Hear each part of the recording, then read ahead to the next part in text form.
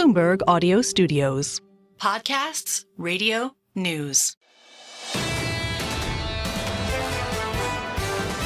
This is the Bloomberg Surveillance Podcast. I'm Jon Ferro, along with Lisa Abramowicz and Anne-Marie Hordern.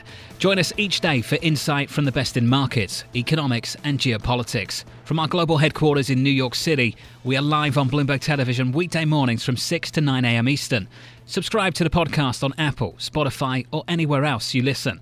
And as always, on the Bloomberg Terminal and the Bloomberg Business app.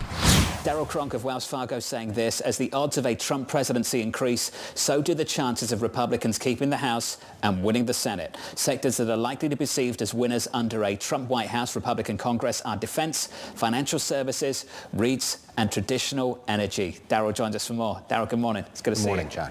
Let's start with the energy piece of this. Perception versus reality. When the former president comes out and tells the whole room, drill, baby, drill, should I be buying energy or running away from it? Well, it's interesting. It's a great point because during the past Trump presidency, energy was one of the worst performing sectors, right, from a GIC standpoint. Ironically, during the Biden administration, if you mark it as of the date of Joe Biden's election 4 years ago, energy's been one of the best performing sectors. So there is a little bit of a contrarian element there. In fact, it's rivaled tech. Most people don't believe this, but you can go back and run the numbers, that everybody believes tech has been, consumed all the oxygen in the room. And the reality is energy has done extraordinarily well in the last 4 years since the last election. All that said, I actually do believe that we're probably in a secular bull for energy. It's our single biggest and best idea of high conviction on the board.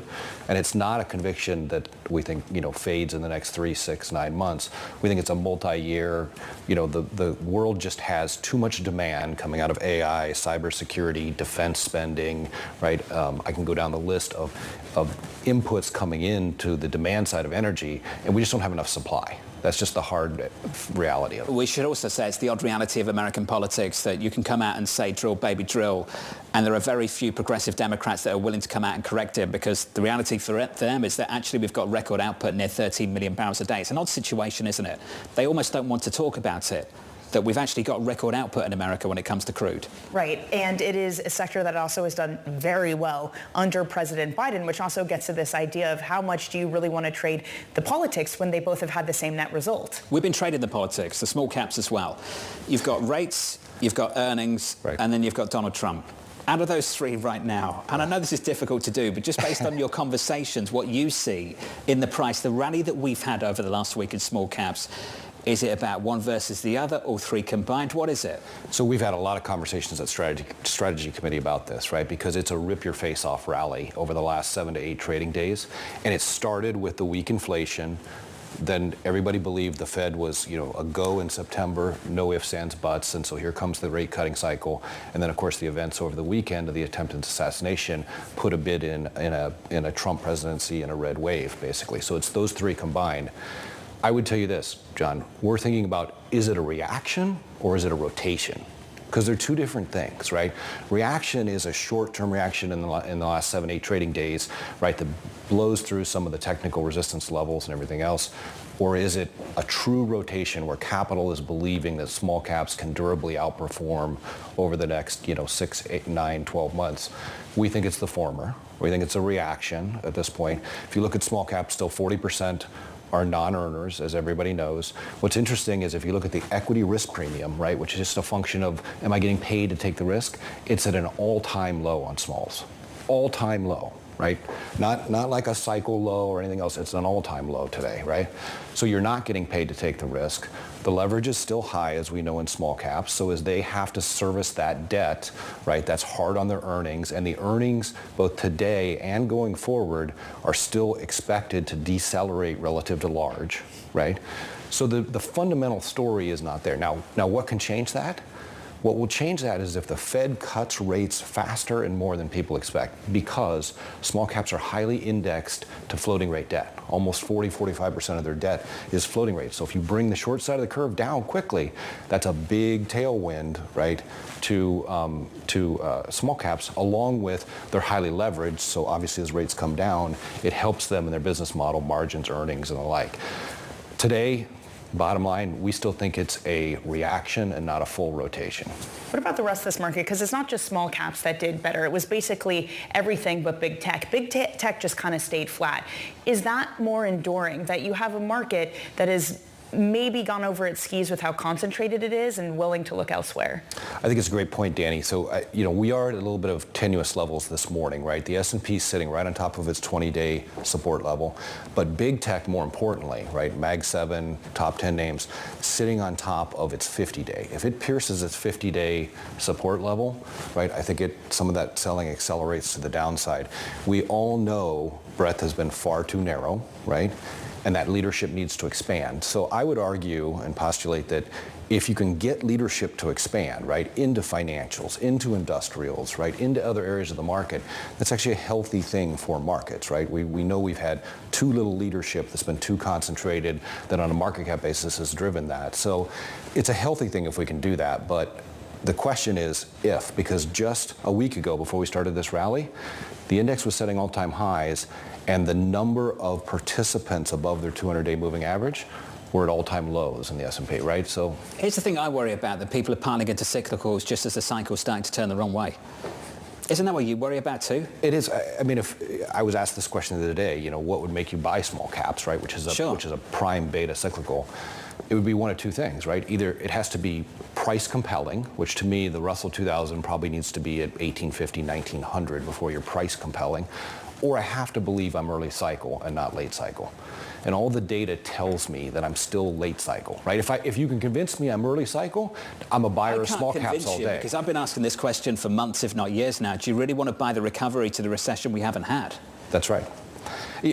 Unless there's compelling evidence there, right, that we're truly that, I guess you can make the case. Here's the contrarian case. You make the case we soft land, so you never have the recession. You trough out a little bit, and then you really re-accelerate hard to the other side, of which then small caps make sense.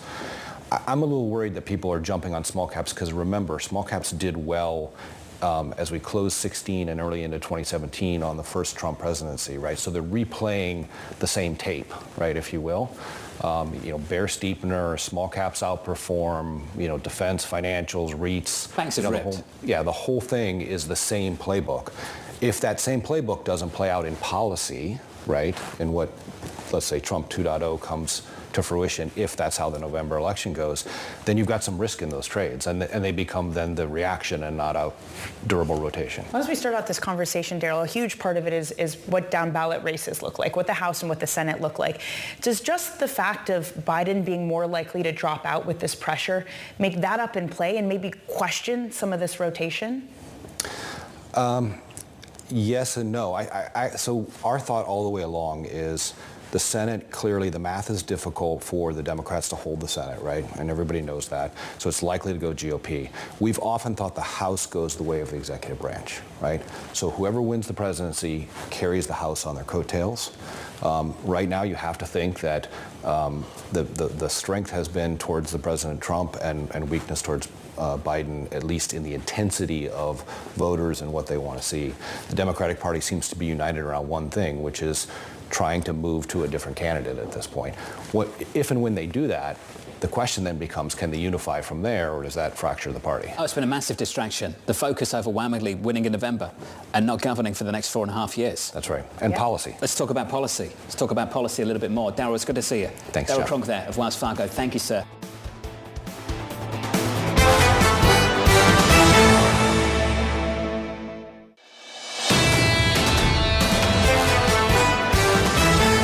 Katrina Dudley of Franklin Templeton with this to say: the biggest issue for investors is the concentration we have seen in the market that is driving returns higher, but with significantly lower breadth. Katrina joins us now for more. Katrina, we've been trying to address that over the last couple of weeks. Do you think this move that we've seen is sustainable? I think we hope it is sustainable in terms of the rally that we've seen in the small caps. And why do we think that? Well, as I said, the concentration of the market and the amount of market cap that's represented either by the Magnificent Seven, as we call them, or tech generally, is at historically very, very high levels. And we're hoping that some of that performance can spread into the smaller cap area. One of the reasons that we're actually optimistic is our view on investment and investment spending, and we think that that will disproportionately benefit the small cap companies over those larger cap names. What do you think of earnings so far? And maybe you can't name specific names, so I can do that for us. The likes of Delta, United, Pepsi, it doesn't sound great on the consumer front. And when I think about small caps and I think about regional banks, it feels like we're piling into cyclicals at a time that some companies are telling us things aren't that great. What would you say to that, Katrina, this morning? Okay, you are absolutely right that we have seen a lot of pressure coming from the consumer, but that pressure and that concern is not new. We have seen it for many quarters ahead of time. And so companies, when you are seeing these trends early, can prepare. So we've seen something like a McDonald's talk about, bringing down the cost of its offering and adjusting to this new reality. And that is positive because as long as companies are able to adapt, what we see as a negative headline can actually be an opportunity for a company to continue to develop and move their business forward. So yes, we are watching the consumer. The second part of that is some of the pressure that we're seeing is at the lower end of the consumer. So if you look, the bottom 40% of income earners actually represent less than 20% of spending. So we need to really understand this kind of broad range of spending across our economy and who is really driving the numbers. I mean, they are pockets, but there are pockets of weakness, Katrina. And if you just look at the fund flow, people have just been buying outright small cap ETFs. Bank of America's latest note says it was the second biggest inflow on record over the past week. Do you think there's an issue with people just diving into the sector as a whole? Do they need to be more picky?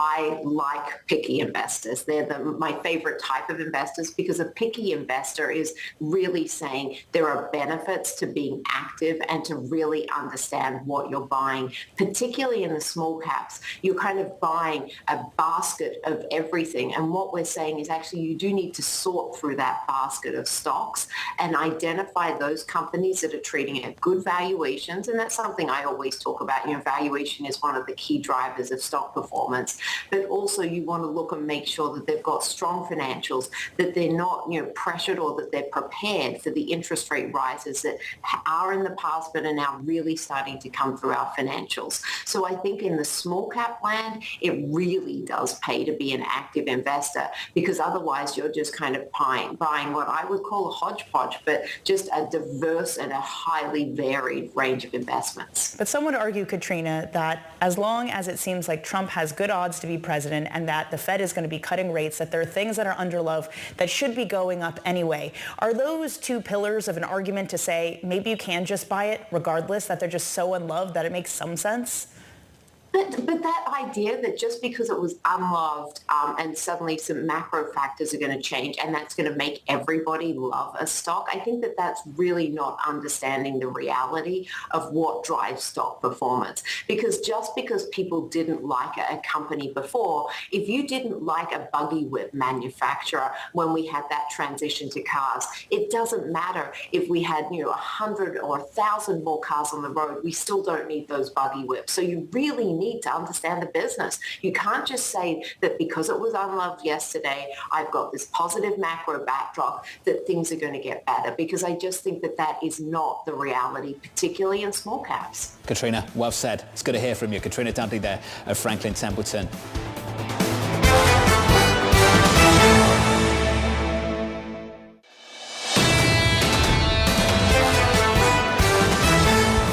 We all need to talk about the process as well. AMH from the RNC. Anne-Marie, thank you. Let's turn to Rob Casey now of Signum Global Advisors. Rob, great to catch up with you, sir. Thank you for being with us. Before we talk about the process, and I'd love your thoughts on the process because you guys specialize in this kind of stuff, I want to talk about how close we actually are now, because it feels like you and the team have changed your base case about whether President Biden stays in this race. Where are we now?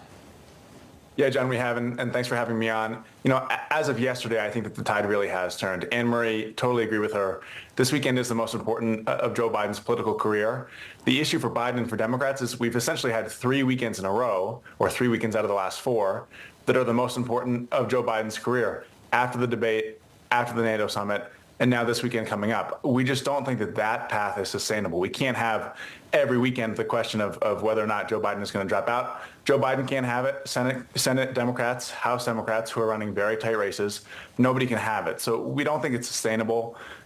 Clearly, congressional leadership is thinking the same thing. We've heard from Chuck Schumer, we've heard from Leader Jeffries, we've heard from Nancy Pelosi, all of whom, it seems that they're going more public with further pressure on Biden to step aside. So let's go to the weekend. Let's assume this happens, just for the sake of the following conversation. Let's assume he sits there at the weekend and delivers an address to the nation and talks about stepping aside. One, done. What does the process look like going into August, Rob? What do market participants, our audience, need to think about? Yeah, absolutely. Well, I think the first moment after that, there's going to be a scramble within the Democratic Party. Obviously, everybody's sort of preparing for this behind the scenes now. Nobody's able to explicitly prepare for it until it happens. We, with very high conviction, believe that Vice President Kamala Harris will be Democrats' plan B. Now, it may not be that she is immediately coronated or Biden immediately says, I'm moving on and handing it to Kamala. There's a chance that we have sort of a mini contested convention in August. But I think very likely and almost immediately, it will become clear the Democrats are rallying around and coalescing around Vice President Harris, which they need to. I mean, they can't have a contested convention after Republicans had, one of their most successful conventions in recent history, entirely united around and behind Donald Trump.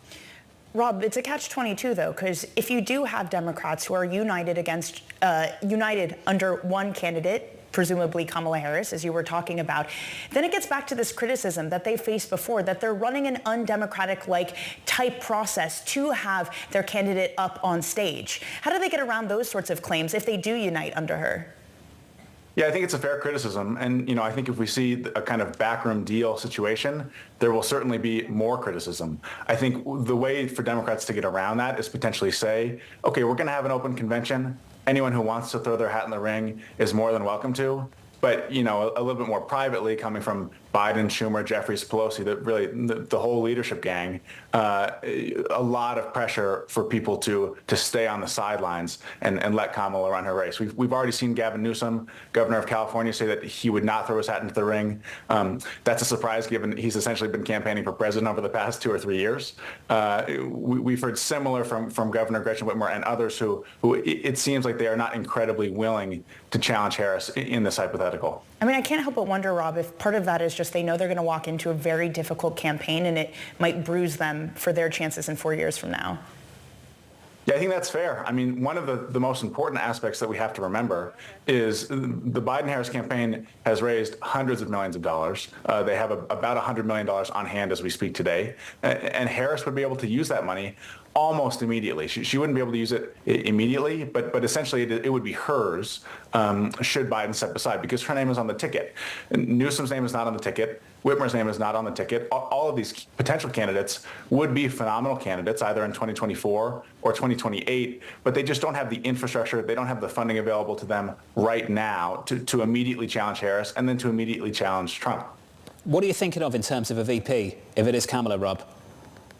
Yeah, Governor Andy Beshear from Kentucky, Governor Roy Cooper from North Carolina, potentially Governor Josh Shapiro from Pennsylvania. Of course, it doesn't take a genius to know that the unifying factors among those three and others, moderate, white, male. That is probably a necessity for Vice President Harris, who herself is not incredibly progressive on policy, but whose profile certainly groundbreaking, ceiling-shattering, and thus perceived to be progressive by many Americans. I have a feeling, Rob, we might be talking again this weekend.